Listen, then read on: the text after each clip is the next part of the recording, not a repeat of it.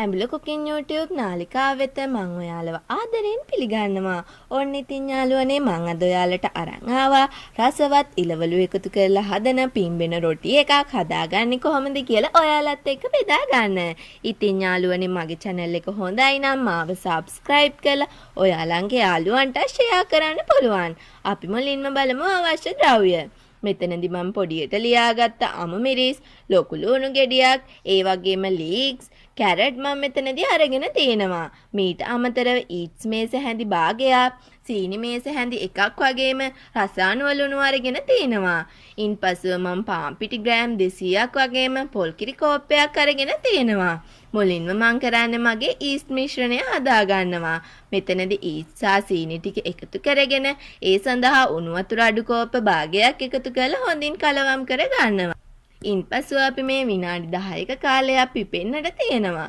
ඉන්පසුව තමයි අපි අපේ මිශ්‍රණය හදාගන්නේ. මෙතනදී කරන්නේ මම ඉඩ ඇති භාජනයක් අරගෙන ඒ සඳහා අපේ පිටි ග්‍රෑම් 200 එකතු කර ගන්නවා.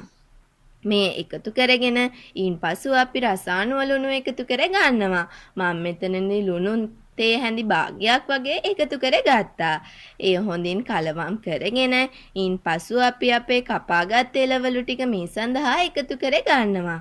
මෙතනදී එළවලු එකතු කරගනද්දී පුළුවන් තරම් පොඩියට සිහින්ව කපාගෙන එකතු කරගත්තම අපිට රසවත් රොටි එකක් හදාගන්න පුළුවන් වෙනවා. මේ දැන් හොඳින් කලවම් කරගෙන ඉන්පසුව අපි අපේ පිපෙන්න තියපු අපේ ඊස්ට් මිශ්‍රණය එකතු කර ගන්නවා. දැන් හොඳට අපේ ඊස්ට් ටික පිපිලයි තියෙන්නේ. එයත් එකතු කරගෙන මේ හොඳින් කලවම් කරගන්න ඕනි. ඉන්පසුව තමයි අපි මේ සඳහා පොල් කිරි එකතු කරගන්නේ. පොල් කිරි එකවර එකතු කරගන්නේ නැතුව ප්‍රමාණවත් විදියට තමයි එකතු කරගන්න ඕන. පොල් කිරි වෙනුවට ඔයාලට ෆ්‍රෙෂ් මිල්ක් එකතු කරගන්නත් පුළුවන්.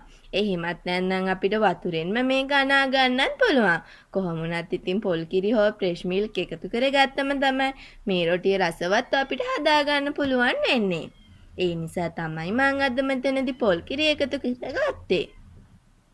පොල් කිරි එකතු කරගත්තේ. ඉතින් දැන් මෙන්න මේ ආකාරයට මොල්ලියක් ආකාරයෙන් අපේ පිටි මිශ්‍රණය අනා ගන්න ඕන. පිටි මිශ්‍රණය අනාගෙන ඉන්පසුව මම මේ සඳහා තෙල් මේස හැඳි භාගයක් එකතු කරගෙන හොඳින් මේ තව කලවම් කර ගන්නවා. ඉන්පසුව තමයි මම මේක ලන්ච් ෂීට් එකක් ආධාරයෙන් වසලා තියන්නේ. වහලා විනාඩි 30ක් පමණ තියලා තමයි අපි අපේ රොටි එක හදන්න ගන්නෙ. ඒම විනාඩි 30ක් ගන්නෙ මේ හොඳින් පිපෙන්නට අවශ්‍ය නිසා. මේ තමයි විනාඩි 30කට පස්සේ අපේ පිටි මිශ්‍රණය. දැන් අපි මේක කොටස් වලට වෙන් කරගෙන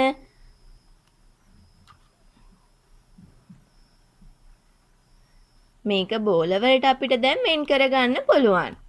ඉන්පසුව තමයි අපි දැන් මේ ආකාරයට අපේ රොටි ටික හදාගන්නේ. මුලින්ම කරන්නේ තැටියක් අරගෙන ඒ සඳහා පිටි හෝ තෙල් ටිකක් එකතු කරගෙන ඉන්පසුව අපි මේ වෙන් කරගත්ත අපේ රොටි බෝල ටික වෙන් තුනී කර ගන්නවා. තුනී කරගෙන සාමාන්‍ය ගින්දරක් එකතු කරගෙන ෆෑන් එකක් ආධාරයෙන් තමයි මම අද මේ රොටි ටික පුච්ච ගන්න යන්නේ.